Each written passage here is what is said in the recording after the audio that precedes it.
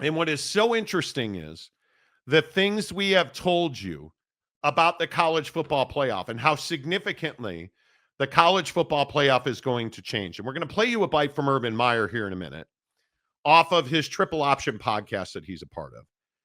And I want you to remember the things we have told you, that the college football playoff's going to 14 teams. There's no question about it. The lion's share of those 14 teams are going to be Big Ten and SEC teams. What have we told you about structure? Our sources in college football, who are administrators, people who are involved in the process, have told us that between 8 and 10 spots could wind up with the Big Ten and the SEC. We think it's going to be 8 of the 14 will go to the SEC and the Big Ten. We told you 2 will go to the Big 12, 2 will go to the ACC, 1 will go to Notre Dame, and then 1 will go to the G5. We have told you that.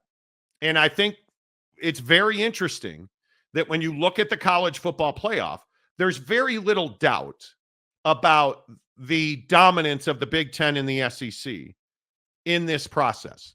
But one of the other things we've talked a lot about, and one of the things that I think is going to happen in the next several months, human beings are going to be either taken out of the process altogether or significantly limited. We've told you the college football playoff is going to a system where humans are not going to decide who's in and who's out.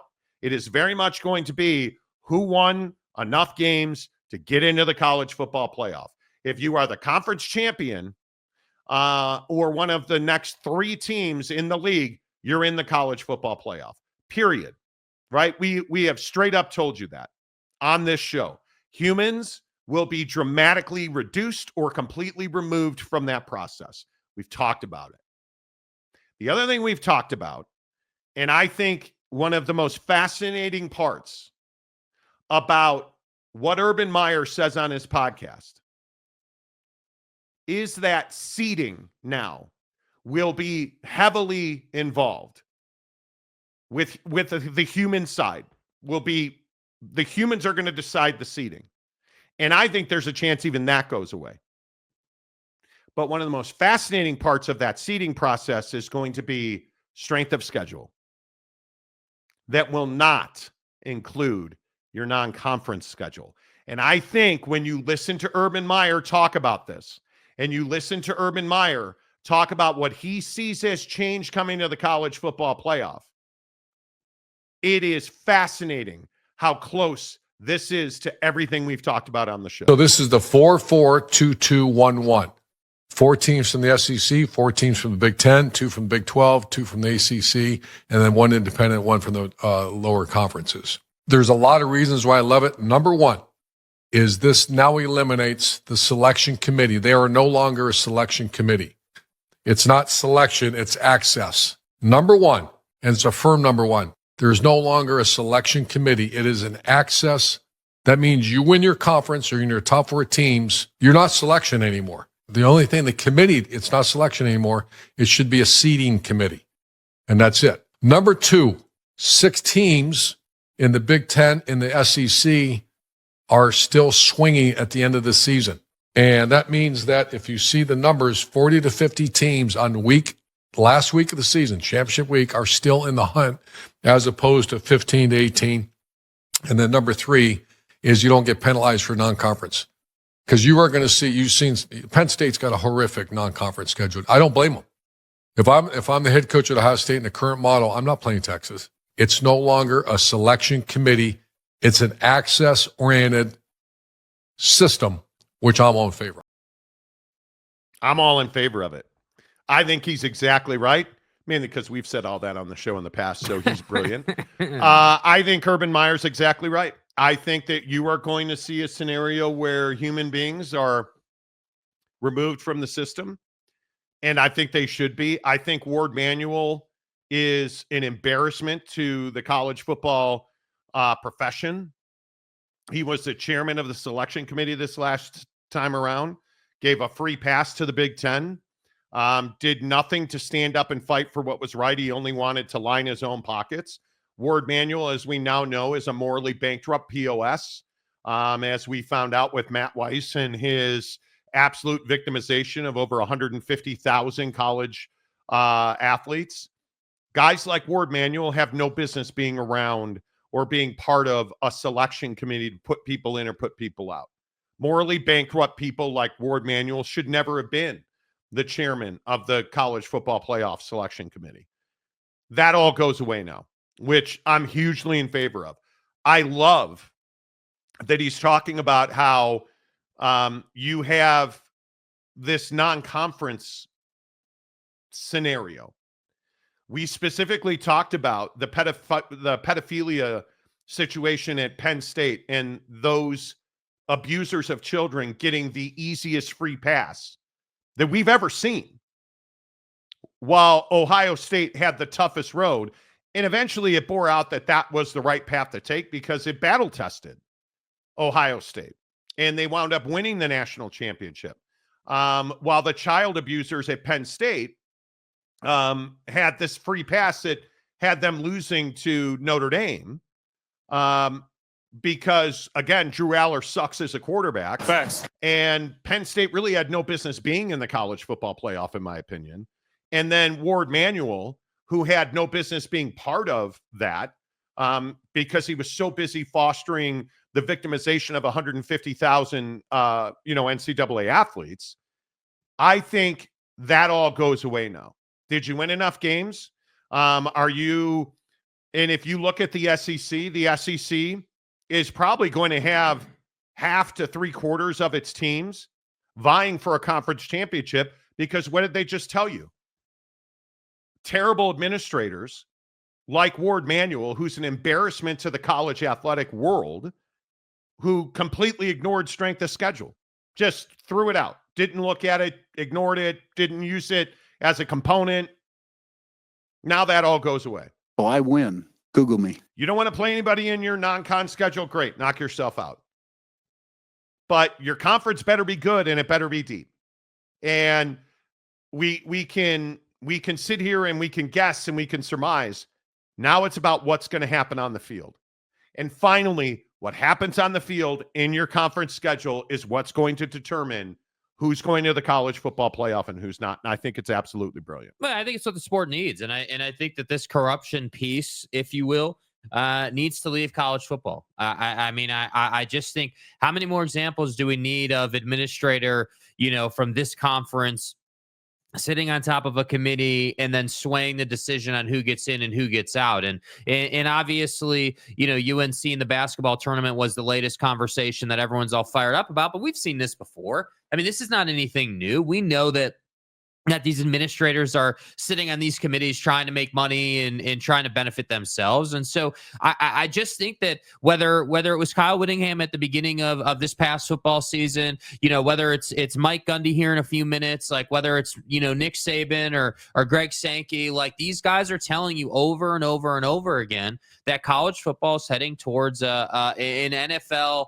as Whit put it, minor leagues model, right? Where we're going to mirror the behaviors and the processes of the NFL in terms of who's getting into the playoffs, if you will, and who's not. And I do think that there needs to be, as part of this new process we're talking about today, there needs to be a real definitive standard on how many quality opponents you have to play. Like, it's not good enough, in my opinion, just to say, hey, strength of schedule is going to matter more, or hey, that's going to be a key component of how we, if humans are still involved in seeding or not, like that's going to be a key component. What I think it needs to be is, hey, you got to play a certain number of top 25 teams, or you got to play a certain number of this kind of team or that type of team. So we level the playing field and everyone's playing on the same standard. And, we can actually achieve what Urban's talking about there during championship week. I need to be able to say,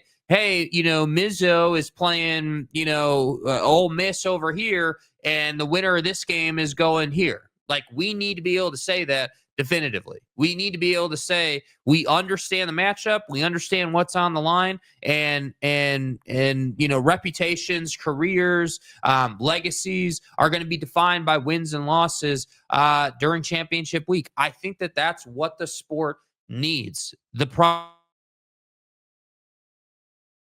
also can't, in my opinion, absorb just losing all the bowl games and just completely, just taking a complete departure from the current schedule, if you will. So, where we have, Capital One Bowl week, and then we work towards championship week, and then we work towards the college football playoff, obviously. And then obviously the timeline conversation, which I think is the key component that will either set this thing off or hold this thing back. If you have a timeline or a schedule in college football in this new model that is super dragged out, that cannot kind of parlay momentum into January, I think that hurts your case for this. But if you can find a way to make it so it's easy for the viewer to stay tuned in and stay connected week in and week out all the way through, that to me is what's really going to take this to the next level in tandem with this new setup. Yeah, I think this is exactly what college football needs. And I think that you look at the debacle that this was this past year. You look at the nonsensical way that teams were put into their spots. It simply made no sense, and it was going to force change. And the funny thing is, a guy like Ward Manuel, being such an awful steward of the game, is now going to come and result in significant change so that never happens again. And I maintain that we don't hear from a lot of administrators on a regular basis, right? I mean, we know guys like Ward, or we know Greg Sankey, but there are administrators out there at these schools who are pissed off about what happened. Very much so. And it's just not publicly known. And I think that that's what you need to understand is that there are teams, certainly in the SEC, who in whether you look at Alabama or whoever you want to look at, who feel like, hey, like we should have been in, we should be getting CFP shares for our conference and by extension for ourselves, but we didn't get them because of what I like to call the corruption on the committee, which is, hey, you got a guy in Ward Manuel, like you said, who's biased towards the Big Ten. So Indiana gets in on an undefeated record or whatever, even though it's as soft as hell. And I was even willing to say, hey, Indiana's undefeated in our current model. Like that's what the committee's prioritizing. But now that we can look back and, hindsight's 2020, yeah, there needs to be changes made. And yes, the SEC and Greg Sankey are going to come into this conversation and absolutely beat you over the head with the fact that their teams are better than you. And if you matched up Alabama and Indiana, we know what's going to happen in that game. And that's what you can't get away from, man. And I think that's why you have to eliminate strength of schedule altogether. Yeah. I think I don't like that the Big Ten and the SEC are getting over half of the slots. But it's the system that everybody kowtowed to. And in my mind, the real loser here is the G5. I think we're going to a place where the G5 is not going to have a spot in the college football playoff. I think you're already seeing universities, I can't remember who it was, going from D1 to D3. You're already seeing schools not wanting to pay the tab to compete. And I think when you look at the G5, hell, we've had the athletic director at Memphis and the commissioner of the Mountain West both say essentially the same thing. Not all of our members can afford to compete. And I think if you look at the G5s, sure, absolutely, the Boise's of the world are going to be able to compete. But how many other G5? St. Francis went from D1 to D3. Yeah. How many universities are not going to be able to compete financially to be in the college football playoff? And I think it's a lion's share of the G5. Yeah, and I think it's, what we've talked about before. It's like the willingness to as well. Like there are going to be, universities who fiscally could theoretically compete at the power level, at D1, Power 4 level if they wanted to. but it's a want to thing. And people made a big deal about St. Francis, moving down to D3. But the reality of the situation is at, St. Francis's level, as an example, or whoever you want to look at that level, the priority is education over athletics. If you happen to get into the tournament in basketball, Yeah. that's phenomenal. But no one's going to sit here and say that St. Francis is somehow some football powerhouse that is vying for spots. Like, that's not their plight. I don't even listen. The G5 should create an ecosystem for themselves, create a playoff for themselves, create a financial model that benefits its membership. Yes. There's a reason there are power conferences and non-power conferences. There are, and call them whatever you want. Power conference isn't really a word, but there's a reason that you have the group at the top and everybody else, because everybody else doesn't make the money that Ohio State makes, right? Everybody else doesn't make the money that Texas makes, or anybody in the Big Ten. Anybody, really, frankly, how many G5 universities can compete with the ACC in the Big 12? Yeah. Not many. I think this is exactly what major college football needs. It's going to cause great pain. It's going to cause great pain. There's almost no way to avoid it. And I think, unfortunately, in college football, not that Cinderella ever really was a thing, but the original BCS busters like Utah, Boise, obviously, those days are over. Mm-hmm. Those days are over. The big boys are going to take what's theirs, whether you agree it's theirs or not. They're going to take what they want, and it's one of the main things I'm disappointed in with Notre Dame. I think it was a huge mistake for Notre Dame to acquiesce and give their controlling interest to the Big Ten and the SEC, which is essentially what they did to guarantee themselves a spot if they're one of the 14 best teams in the country. I think that's the reality of it. And I also think that the player movement through the system also is a huge piece. I mean, you have, seemingly a weekly basis, you have head coaches talking about free agency in college football. That's the new, in my opinion, that's the new buzzword that all these guys are rolling out with. Hey, we've got free agency in college football. We've got guys that whether it's head coaches, players, hey, season ends, we're all hopping in the portal, right? We're all going after the next bag, if you will. And I think that that's also something that, needs to be figured out. I mean, there has to be, I am all for players having the freedom to play where they want to play. I'm all down with that, but there has to be some structure around, timing, when we're going to allow them to get in the portal. Like you can't have, and you've said this so many times, you can't have the portal in December, during all that stuff that's going on. Like, and that's already changing. That's already changing. I mean, hell, here we are in the last week of March. Let's say March 26th. Yeah. 1,200 basketball players are in the portal. 2,100 total last year. There's 1,200. And how many coaches have already taken new jobs? Already. 1,200 kids are already in the basketball portal. Like, you look at the changing face of this. And I'll say the same thing I always say. 14's not enough. We're going to wind up in a super league model. And I think that's when a hard line is going to be put in place. You have the money or you don't. Mm-hmm. And I think that the one thing that Greg Sankey always says that resonates with me is college football has to be a national sport. It cannot be exclusive. It has to be inclusive. And I think what you're going to see is when the Super League happens, and whatever it will be called, I will continue to tell you, I was talking to a guy yesterday about it. 14's great. It's a Band-Aid.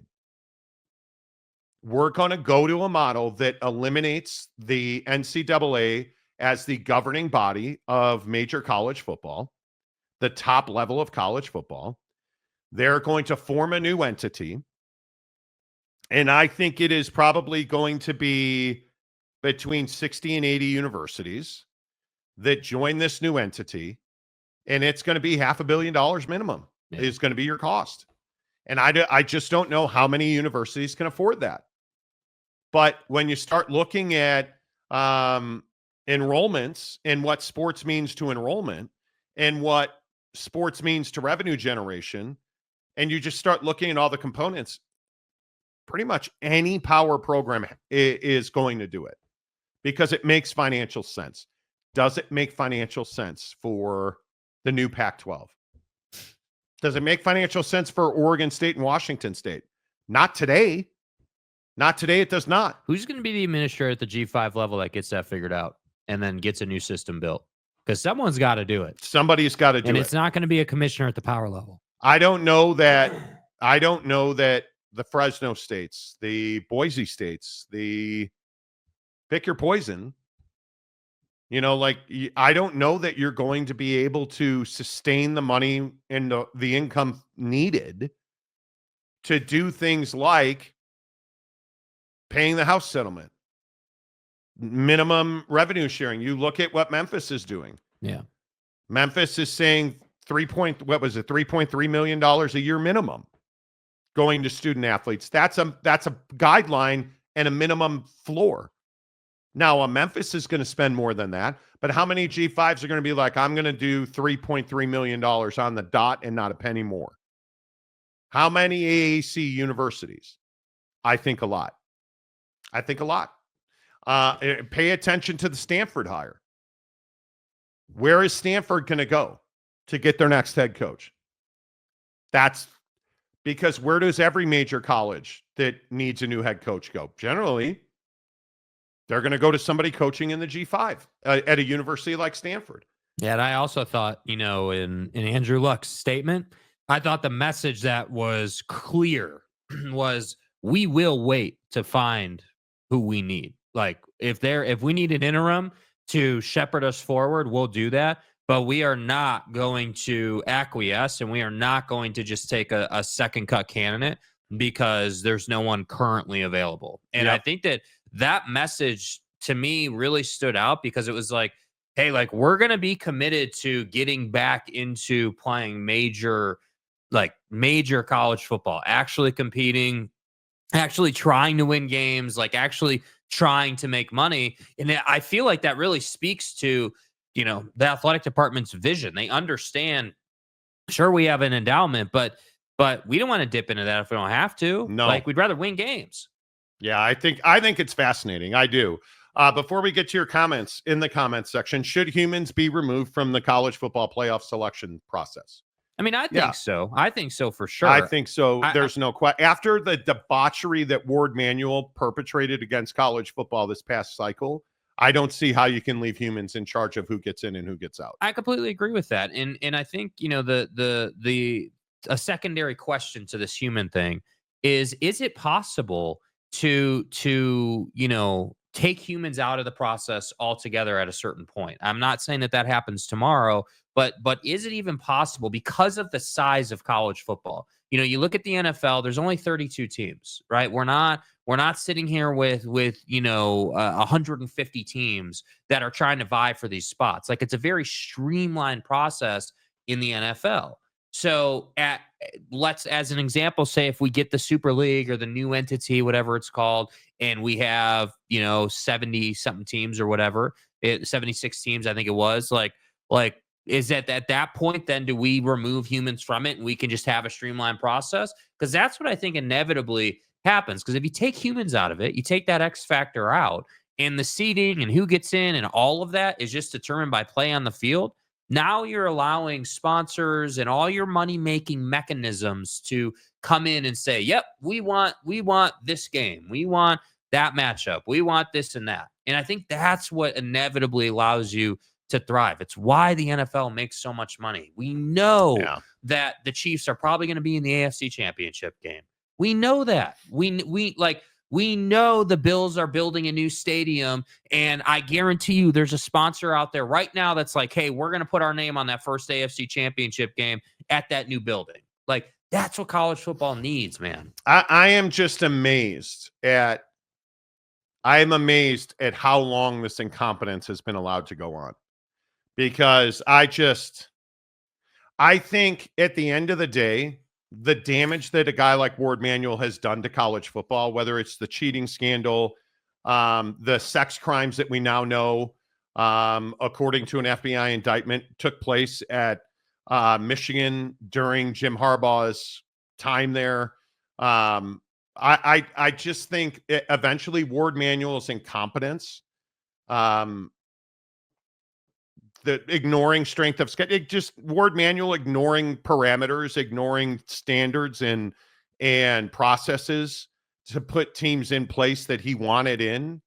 It's ridiculous that, and I guess I shouldn't be surprised he gave the free pass to Penn State. I guess I shouldn't be surprised when you look at how closely the Matt Weiss and the Sandusky situations run. I guess I shouldn't be surprised that a loser like Ward Manuel is happy to give, such degenerate scumbags like Penn State a free pass. Mm-hmm. And then give Ohio State the single most difficult path in the history of the college football playoff. I guess I shouldn't be surprised. Yeah. I am going to continue to tell you on this show for as long as I can say it. What happened at Michigan with Matt Weiss, they should never compete in college football ever again. Yeah. Ever. What Matt Weiss did and the absolute evacuation of Jim Harbaugh to the NFL because he's a coward. He is not a leader. He's a liar, Jim Harbaugh. Matt Weiss is, in my opinion, one of the worst human beings currently roaming the planet. And you employed them. And not only did you employ them, you fought for them to keep their jobs. And you're supporting a guy like Ward Manuel, who is either completely incompetent, which I think there's a good chance that's the case. Ward Manuel is one of the shittiest administrators I've ever seen. Yeah, I have to say, it's one of two things. It's either that or he's one of the best schemers and just awful humans that we know to be around. That I've ever seen. Right? Like, I mean, you're either... Because you don't get to have it both ways. And this is what I think is really rich, whether it's Michigan or whoever you want to look at, whatever criminal you want to look at in college football. All of them always share this. Oh, well, I'm Santaono. I had no idea what Ward was doing. Like Ward was, and it's so rich. Oh, well, hey, I'm Ward Manuel. He was a lone wolf. Dude. Jim was coaching football teams and buying burgers for kids, and Matt was over here perpetrating some of the worst crimes we've ever seen in college football, and then Connor was over here just trying to work on his manifesto and help he folks was selling win games. vacuums. So I didn't know anything about this. Okay, well then if that's the case, you're one of the worst administrators and one of the most incompetent people that I've ever seen. You can't have it both ways. But my suspicion is, and again, just my opinion, this is not factual, my opinion is that Ward Manuel knew everything that was going on and did absolutely nothing about it because they were winning football games. And because he knew, he projected forward, hey, I'm going to be on the committee. So I'm going to distance myself from this. I'm going to turn a blind eye. We're going to win a national championship. Then the NCAA is going to investigate. The FBI is already on campus. I'm just going to stay away from this one. I'm going to let that process play out, and I'm going to focus on screwing Ohio State and giving Penn State the free pass of the century. And never mind the complete incompetence that happened under Juwan Howard and the alleged player mismanagement that happened under Juwan Howard, which everyone seems to just forget about somehow. So never mind that you victimized 150,000 NCAA athletes, Michigan. Never mind that you victimized your basketball program. Never mind that you lied and cheated your way to a NCAA football championship. Yeah, no, never mind any of that. Ward Manuel's great. But I guess we should tip our cap to Ward Manuel because he's the reason all this change is going to happen. Apparently. You're so incompetent. You're so bad at your job. You're just not you're not a good person, dude. I'm sitting here and we have a laundry list of dudes from the Michigan football program. And then by extension, the athletic department and other sports that are just not good human beings. Jim Harbaugh. No. They employ the best people. Yeah. The best people. Yeah. At committing sex crimes, apparently. The only thing that I'm surprised Connor, by, Matt, I'm only surprised that they didn't communicate on the Signal app. That's God. Anyway. Oh, wait. Never mind. Yes, lack of institutional control. All right. In the comment section, you guys, are you in favor of eliminating humans like Ward Manuel? long, uncomfortable pause. I'm sure from I'm the sure, NCAA college football playoff committee process selection thing. I'm 100% in favor of that. I'm sure Roard recused himself from those meetings as well. I just, yeah, you know. Yes, absolutely, Nick D says.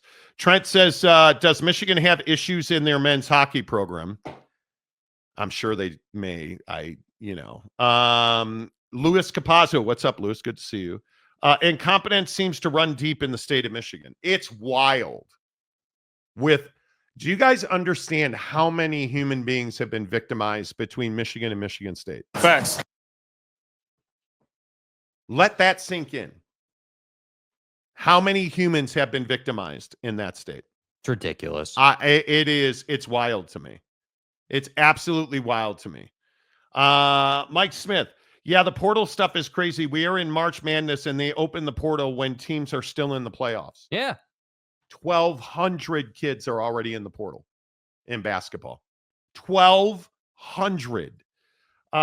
Super League has to break it down to even divisions in the conference with no opinions from schools or writers, opinions determining who is ranked where and who gets in.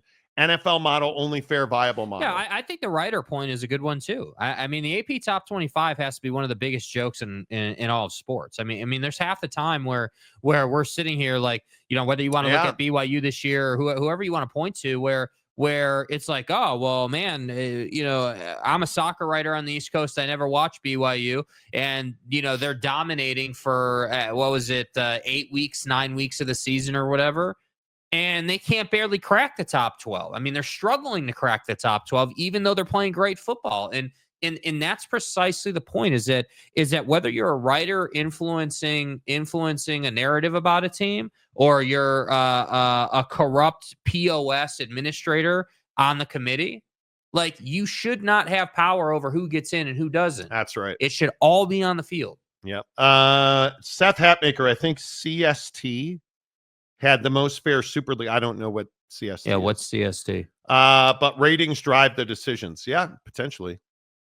Seth also says no one will watch a G5 championship. It's like the NIT. I disagree, dude. I think that the in college football, bro, I think that the if they were to have their own version of a CFP, whatever it would be called, their own model, their own system, which they have now in D2. Yeah, I think it would be absolutely incredible because what we do know is that if you look at Boise State and UNLV from this past season, just as an example, or whoever you want to point to, they produce entertaining football games. There's no question that G5 football is entertaining. The problem is that we always have Big Brother over here playing in 80,000 seat stadiums and playing mini NFL games, so we're not interested in that. That's the problem. But how much more interested would you be if there was, let's say, as an example, on the line in a game, the opportunity to, at some point make more money or move up or whatever it might be? Well, I don't know. And I, again, will tell you, college basketball is a great equalizer of this. Because in college basketball, with small rosters, most universities can afford to pay their players. Yeah. And it's why you continuously see people like San Diego State, great basketball program, does not compete in football, but a great basketball program. It's why the Gonzagas of the world, it's why you look at the programs, UConn, they can pay their players in basketball because they don't leverage football. I think basketball can remain one of the great equalizers. Dude. Maryland and Derek Queen. What did Derek Queen say? Yeah. Give me the MFing ball. Yeah, give me the MFing ball. And then what did he also say in this post-game presser? They asked him, hey, what's it like playing for your head coach? And he said, well, first of all, he paid us. And he did. And so I think it's a great point. Yeah, smaller rosters, you can pay your guys. You can go out and have buzzer beaters and great moments. Like I just want to get to a place in college football where we don't have to any longer talk about, the Ward Manuals of scumbags the world. Like Ward Manual making Ohio State go down one of the most difficult roads. And giving the pedophiles at Penn State the easiest path anybody's ever seen. Yeah, like I would much rather talk about we're going to talk about Gundy here in a few minutes. I'd much rather talk about programs like Oklahoma State or Tech or whoever, what they're doing with their offseason, what kind of portal they had, what's the season look Yeah. like who you got a quarterback, though I want to talk football. I'm tired of talking about processes and tournament shares and lawsuits. Dude, can we not just play the games? Yeah. Come on. Stephen Smith, who's been a member for 20 months. Nice. I'm hoping good news on the college football playoff changes. Yeah, me too. I hope it works out. Matt Ritson for $2. Who will next at Stanford coach fired? I have no idea. Who knows? Who will be? I would guess Troy Calhoun and Pep Hamilton are two of the top names on their list. I think Troy Calhoun, with what he's done in challenging situations, Pep Hamilton's been at Stanford, Maryland's, offense. I would be surprised if those two names were not on that list. Troy Calhoun makes a lot of sense. Blue Turf.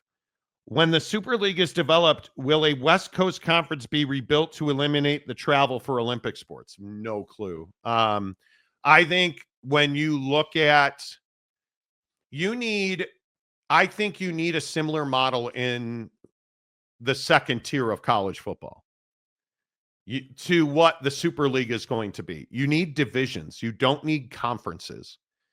If it were up to me, I would eliminate conferences in football. And I would have it be League One, like the Power League, the top of the mountain, and League Two. And you'll have 15 teams out west and 15 teams in the Midwest and whatever it might be. But we cannot continue to play this game where we have Stanford in the ACC. It's just not smart. It's not smart economics, and it's not good for the student athletes. Christopher Shannon, hello. Wasn't Nasir the Olympic doctor molesting gymnasts at Michigan? Michigan State. Yeah. Michigan State. So, lack of institutional control all day long at Michigan. Danny Kiger, you guys are wrong to say Michigan football should go away. The people responsible for crimes and cover-ups most definitely, but don't hurt the innocent student athletes, fans, and new coaching staff. It does not matter. When you commit crimes on the scale that have been committed at Michigan and allowed to be committed, where you had no oversight, if Matt Weiss, according to an FBI investigation and a federal indictment, he victimized 150,000 NCAA athletes. Who's going to make them whole? It won't be Matt Weiss. Who's going to make them whole? The 3,000 people that college athletes that he allegedly, and I say allegedly because it hasn't gone through court yet, that he allegedly victimized with sexually explicit photos. Who's going to make them whole again? Nobody. But Michigan's still going to be making money off concessions, and they're still going to be playing football games, and everyone else is still going to benefit, right? Is Jim Harbaugh ever going to be held to account for the crimes and atrocities that were committed under his watch at Michigan? No. Because Matt Weiss was a Harbaugh guy, John and Jim. Jim Harbaugh is a scumbag. Jim Harbaugh, in my opinion, is a liar and a fraud. And all you Michigan fans standing by Jim, Captain America, he's our guy. Oh, there's going to be no penalty from the NCAA. So the federal indictment, you just think they're going to let that go? Because remember, it was just Jimmy buying cheeseburgers for hungry kids. Then, Jim, if you were just buying cheeseburgers for kids, why are you asking for immunity? Why were you trying to get immunity from us, It is wild to me that you have people like Ferris Khan, who I don't know you personally. I'm embarrassed for you. You're a complete fool. You're the guy, Ferris, because you'll never say anything critical of Michigan. You're the guy who allowed Matt Weiss to victimize 150,000 student athletes. You're responsible for that. To have a piece of shit like Ward Manuel as your athletic director, I'm sure you think he's just the greatest thing ever. Ward Manuel should never be allowed to administer over children again. Jim Harbaugh should never be allowed to coach another football game. Matt Weiss should be in prison for the rest of his life. Santa Ono should be barred from ever being a leader of another university. You didn't commit crimes. You ruined people's lives with this Matt Weiss situation. Every turn of Jim Harbaugh at Michigan, you were lying, you were cheating, you were committing atrocities against other humans. And jackwagons like you are just here talking about how, oh man, what a great job Jimmy did. Cheating, lying, and then playing the victim. It's remarkable that you're just willing to turn a blind eye. Forget the sign stealing stuff. That doesn't even look like much anymore. Pales in comparison. Compared to the atrocities that your football program perpetrated against human beings. What did he do with those photos? What did he do with the 150,000 medical files he accessed illegally? What did he do with the 3,000 accounts that he accessed and stole intimate photos? And you're just here to talk about Jim Harbaugh being a great football coach. Jim Harbaugh hired Matt Weiss multiple times. Jim Harbaugh facilitated Matt Weiss by giving him a job and a paycheck. And the thing you can't get away from is he either knew and didn't do anything about it, or more likely, I'm going to say more likely because I'm hoping Jim didn't know. But what's the reality of Jim not knowing? He's terrible at his job.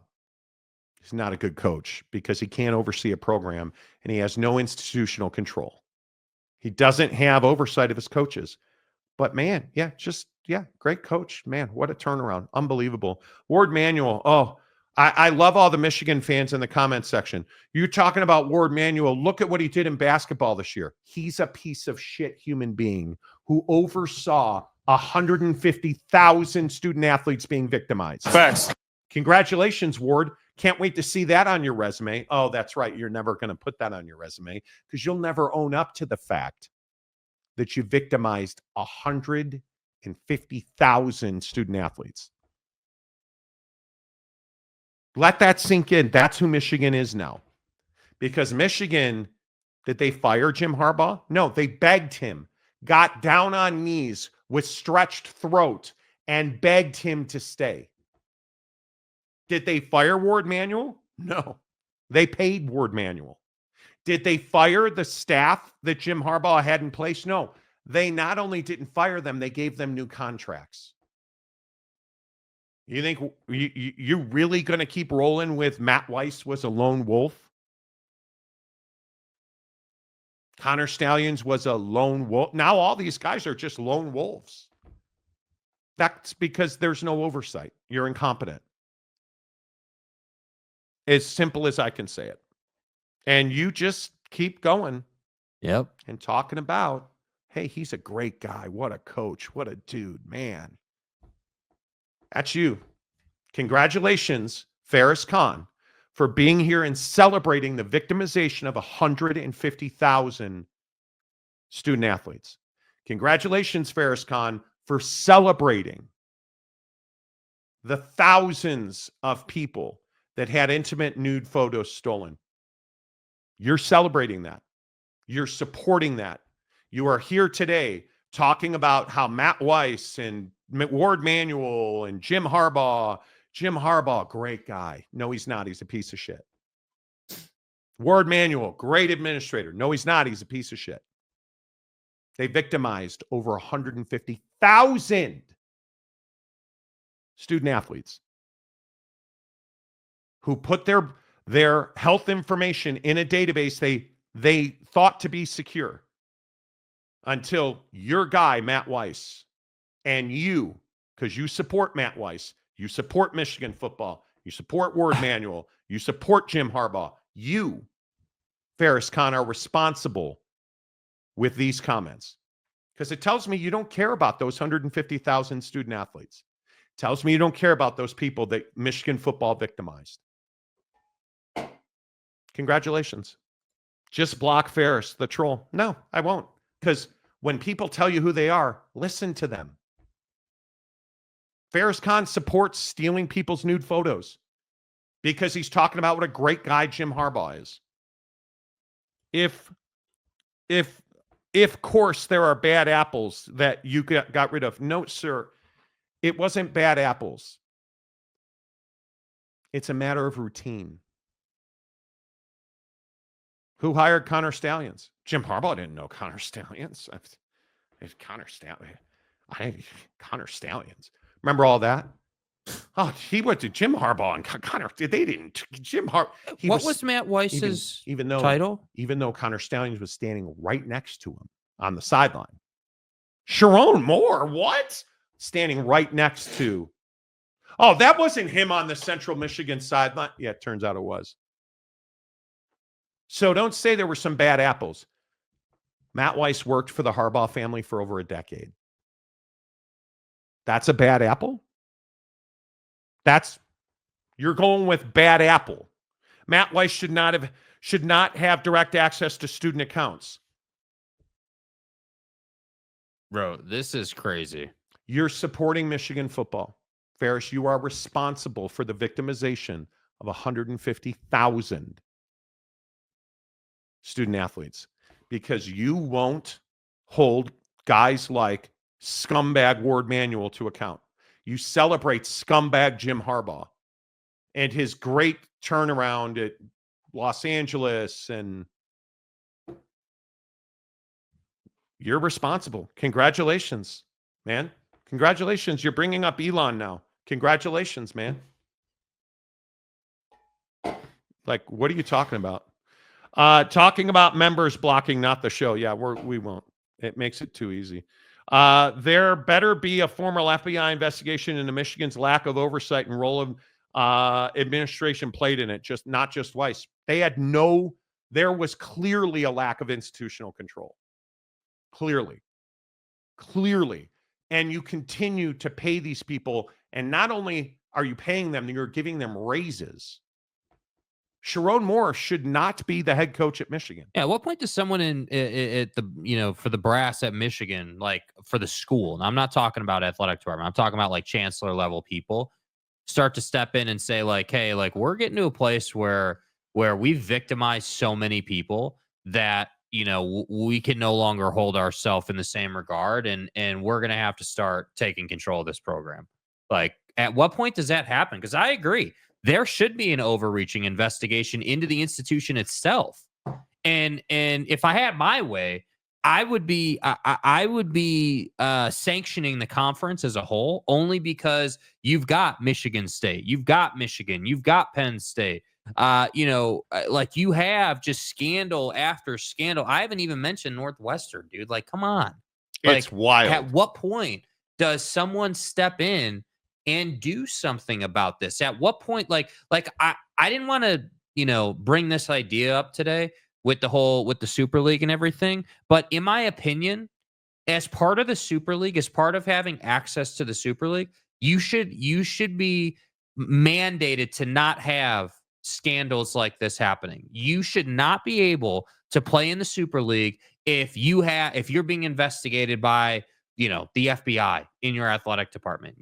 There should be rules and regulations surrounding what eligibility actually looks like at the institutional level to be in the Super League. How are you, a Michigan fan, supporting this? Yeah, how do you live with yourself when you say things like, of course there are bad apples, about a guy, to your point, who's been in the Harbaugh family for 10 years, bro.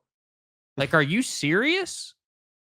Like I would love to hear you explain what, the lies you tell yourself Matt to try Weiss to feel better. should not have direct access to student accounts. He didn't. Yeah, he illegally accessed them, guy. Allegedly illegally accessed them, according to a federal indictment based Like- on an FBI investigation. Remember when you told me I was an idiot for saying that there were major crimes happening? Oh, well, we haven't heard from the FBI. As usual, you guys were totally wrong about what happened in Michigan. Okay. Now what? Where were you yesterday? Yeah.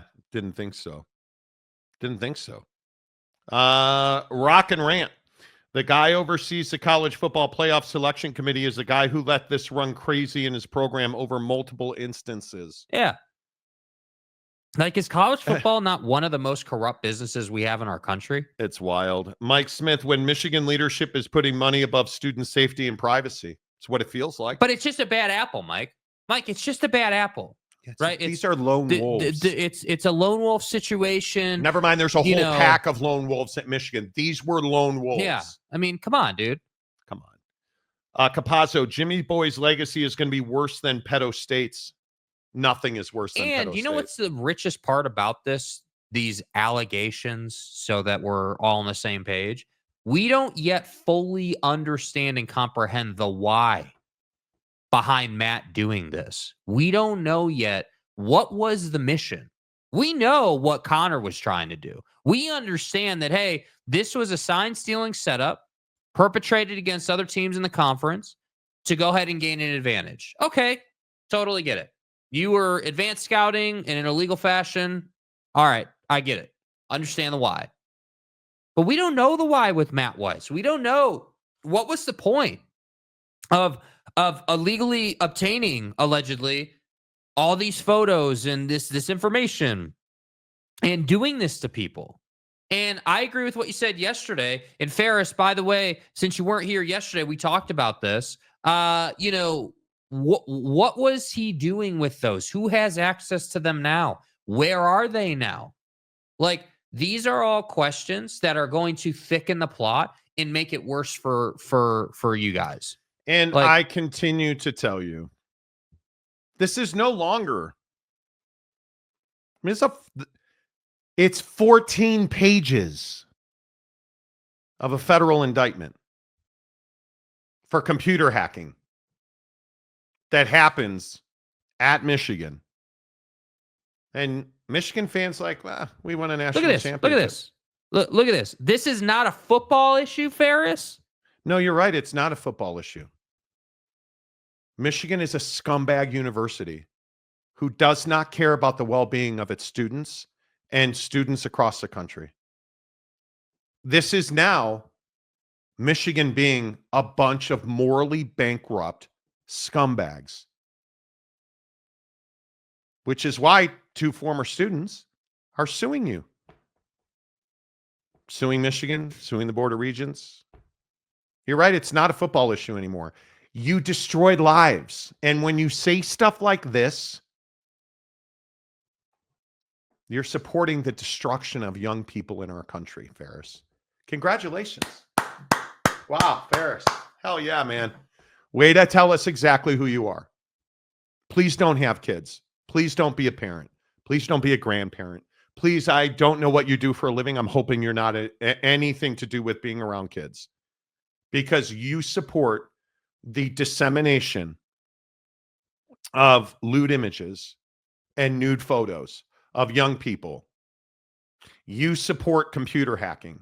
You support 14 pages worth of a federal indictment because your football team was run by a scumbag who hired scumbags, who was hired by a scumbag. That's what you are. When you say stuff like this isn't a football issue, my friend, I don't care about sign stealing anymore. Michigan is morally bankrupt, and they should never compete, in my opinion, in athletics ever again. In fact, I don't believe they should be a university anymore because they're so derelict in their duty to protect their students, that now multiple former students are suing them.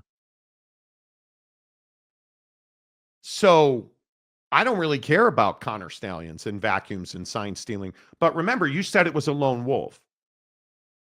He wasn't a lone wolf because the offensive coordinator, yeah, he was far outdoing Connor Stallions, as it turns out. The guy that was a Harbaugh guy for over a decade, yeah, he was far outdoing Connor Stallions, as it turns out. So yeah, you can keep making excuses for we need to know where those photos are and what he did with them. Yeah. Because frankly, I don't care that he has, like all the Ohio State fans yesterday in the comments, like, oh, he's got Ohio State. Who cares? I don't have less F's to give about Ohio State game tape. I don't care. 150,000 student athletes were victimized by Michigan football. 3,000 accounts. Thousands of people had intimate photos stolen. Young people. They weren't adults. They weren't 50-year-olds. Michigan football victimized all those kids, in my opinion, because they failed to supervise Matt Weiss. But you're just here talking about what a great football coach Jim Harbaugh is.